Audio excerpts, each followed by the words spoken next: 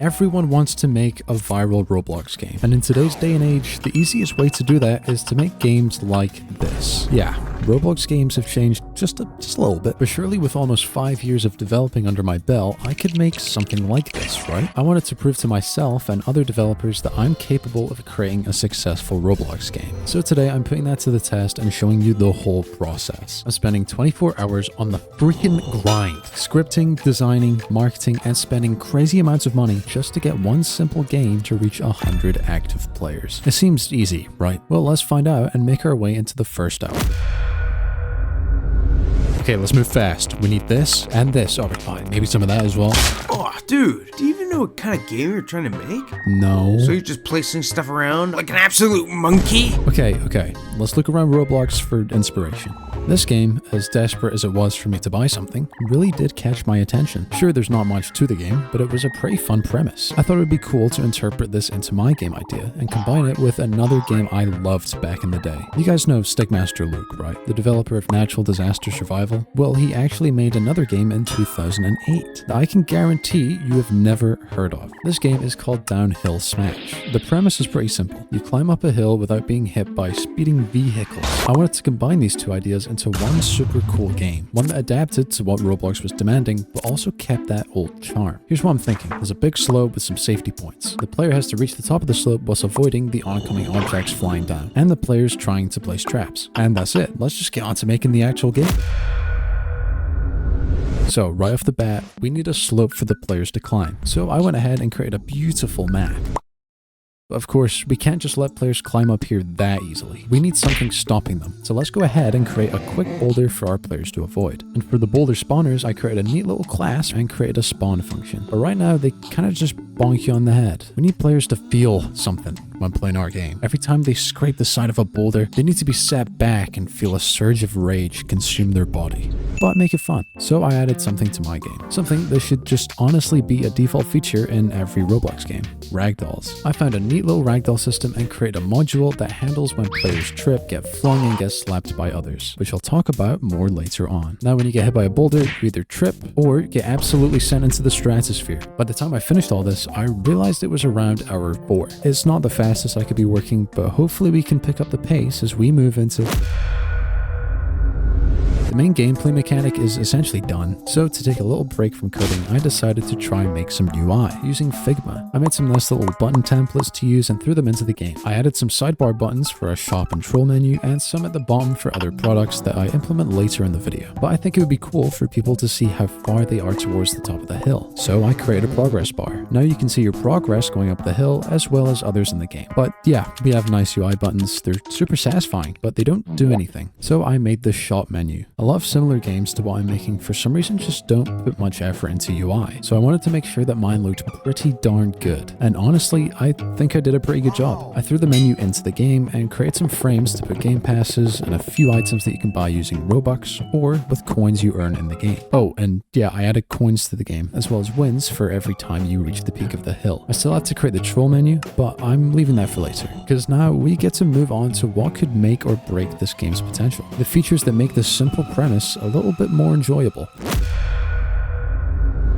So we have 2 game passes and 3 items to sell to players. I started off with the easiest one, the sprint game pass. This just increases your speed and was very quick to implement. The second game pass was one I was excited for, the slap pan. You might be wondering what this is exactly. Well, it's a pan and you slap people with it. That's as simple as it can get. I needed an animation for the slap, and to be honest, Roblox's built-in animator sucks. So I did something few others have dared to do. I bought Moon Animator 2 for $30, and actually after tax it was $35. But honestly, it was totally worth it. Making animations is so much quicker and easier with this plugin, and I ended up making a pretty decent animation. So after that, I began scripting it. I was pretty cautious when making this because I've never really touched fighting or weapon mechanics before. Despite this one being very simple, I was worried that I might be stuck in it for a while. So I typed and backspaced and typed and backspaced and deleted the entire script and started again. And next thing you know, it works. After that, all I had to do was, script 3 whole other items and an entire inventory system. That shouldn't take up too much time, right? Okay, So currently we have 2 of the items working. We have a time bomb, which is of course the classic bomb. And we also have the force field. So you can go ahead, take a swig. Now you don't get hit by anything. You're pretty much invincible. The only thing I really need to do at this point is the banana peel, and then all of these items will be done. So let's get on to that. I managed to get the banana working, but I want the players to actually flip over their head when they slip on it. And I was stumped on how to do this. I scoured the dev forums, I asked around Discord, and nothing was really working. I had to figure this one out myself. So more time went on as I tried out a few more things until... Alright, let's try, come on.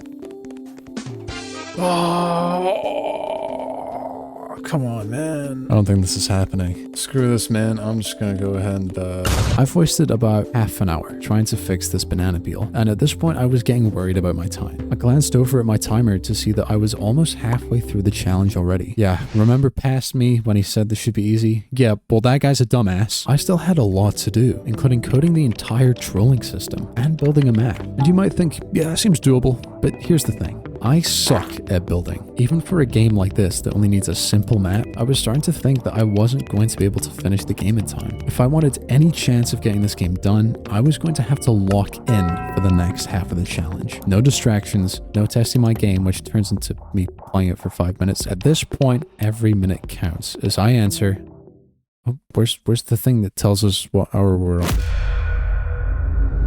It was now time to tackle the feature that probably almost everyone will be playing this game for, the trolling system. I began with the UI, throwing in some buttons and putting some options at the top to choose how you want to troll the player. After that, I created a camera system and a troll system, so you could spectate and scroll through all the players in the game and decide who you want to torture. After some coding, it actually worked great, and it was surprisingly easy to make, which gave me hope that I could actually finish this challenge. But I still had to figure out how to make the troll buttons work. I tried a few things, but I can't lie, I was stumped on this one. Dude. Bro, can you knock or something? Just use an attribute on a player that saves the person they want to troll. What? You don't even know how to code. I doubt this is even gonna work. I told you so. Get out. Well, thanks to figuring it out all by myself, I managed to get the trolling system to work. Now you can kill players, ragdoll them, and also swap positions with them. It is so cool, and it only took 4 hours. Okay, yeah, despite the system not being too complicated, I got pretty distracted during this time. I was having a little bit too much fun with the items and kept checking my phone every once in a while. Was it worth it? No, I hate phones. Phones are stupid. Let me get rid of this thing. You might be thinking that the game is done, right? There's not much more to add. Well, there is something. The one thing that I've been dreading this entire time. Building. But, you know, maybe I'm just doubting myself. Maybe we should just let me cook a little bit and see what I come up with. Yeah, okay, this is not going to work. I just spent the past 2 hours trying to build a map, and it looks horrendous. It began to seem like everything was falling apart. I was doing so well. The game was fully scripted. I just had to build a simple map, and I couldn't. Maybe I can't beat this challenge after all. Oh? Someone messaging me? Hey man, Oh. what's up? Whoa, hey, it's Roblox developer / content creator Dahappy. Wow, is this a map you're making? Yeah, it's for my... It looks bad. Seems like you could use some assets from shopdehappy.com. Shopdehappy.com? Shopdehappy.com! Go to shopdehappy.com! At the moment where I needed it most, Dahappy came in clutch and sent me over some really nice environment assets to use for this game. Maybe I could actually win this challenge after all. I mean, the website has everything you could be looking for when starting out. Entire game systems like simulators and tycoons, high quality assets, and an absolute ton of freebies. All you need to do is download, click them, and skadoosh! Everything is ready to use. There's even an entire free course on how to get started scripting in Roblox. It's just sitting there. Go get it or something. And be sure to use code Duckable at the checkout, or else you're like a stupid little baby man or something. Thanks to Happy for absolutely saving my ass in this challenge. No problem, man. And be sure to subscribe to DHappy on YouTube. Okay, that's enough from you. Okay, let's build this map.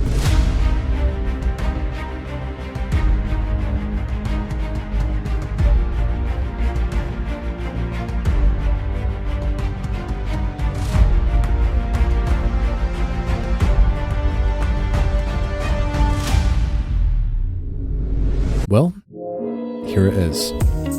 Yeah. Wait, run that back. Add some lens flare. Yeah. But more. Okay, maybe a bit too much. Honestly, I'm really happy with how this came out, and it was finally time to pour some money into ads and see just how much Robux this game can make. But first, we need an icon. And as much as I thought I could do this myself, YouTube thumbnails are slightly different to Roblox game thumbnails. So I found someone through Discord that could create a thumbnail and icon for $50. I sent them the map, and they sent me some graphics. All there was to do now was head over to Roblox and put, just a little bit of money into ad. $100. What? 100? Really? That's quite a lot. 100. You could, like, I don't know, invest that, Nah. or even save it for essentials. No, $100 for Roblox. No, you know what? 130.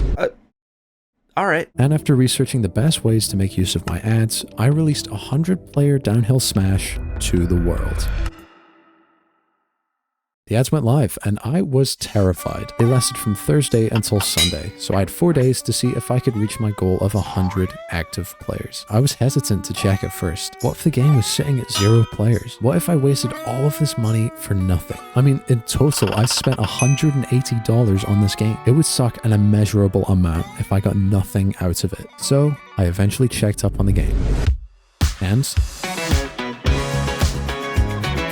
people were actually playing. This gave me quite a boost of hope, and it wasn't even the first full day of ads. I still had 3.5 more days to reach my goal, so let's just wait and see. Ads for the game have stopped, and it's time to see just how successful the game was. All right, here we go. Let's check Robux. Let's see how much we made. So during the 4 days, we made 5,177 Robux. That's not too bad. What about feedback? Whoa. Hold on a minute. Oh my god, what the f? We're at 26% like ratio? Before we get into how many active players I got, why didn't the game perform as well as I wanted? Well, it turns out that the problem was there since the beginning. Roblox is terrible f***ing physics. I checked the game's many dislikes and read the feedback that was left. All of them were about being knocked over by the boulders despite them not actually being touched by it. And honestly, there was not much I could do about that. So in the end, did we reach our goal of 100 active players? Well, drumroll please. We managed to get 74. And as much as it stung to not reach my goal, I honestly still see this as a win. It turns out there's a lot more I need to learn about Roblox game development. And with the failures from this game, I can pinpoint exactly what I need to improve on. If you want to check it out, the game is in the description. And hey, I have a devlog series where I make an actual game that you can check out after this. But do it quick, there's a boulder coming, it's going to hit me.